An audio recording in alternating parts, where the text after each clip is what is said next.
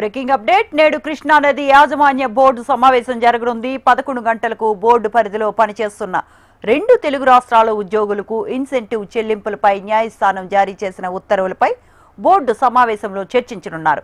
గతంలో చెల్లించిన మొత్తం రికవరీ ఇన్సెంటివ్ పై బోర్డు నిర్ణయం కోసం సమావేశం నిర్వహించనున్నారు. రైట్, ఇదే అంశానికి సంబంధించిన మరిన్ని అప్డేట్స్ మా రీజనల్ కోఆర్డినేటర్ అశోక్ లైవ్ లో అందిస్తారు. Ashok, good morning. శ్రవంతి, ఏదైతే ఇవాళ కృష్ణానది యాజమాన్య బోర్డు సమావేశం 11 గంటలకు ఉన్నది. ఏదైతే బోర్డు పరిధిలో పనిచేసినటువంటి 2 తెలుగు రాష్ట్రాలకు చెందినటువంటి ఉద్యోగులకు ఇన్సెంటివ్ చెల్లింపులపైన గతంలో న్యాయస్థానం జారీ చేసినటువంటి ఉత్తర్వులపైన ఇవాళ బోర్డు సమావేశంలో కీలక నిర్ణయం తీసుకోనున్నారు.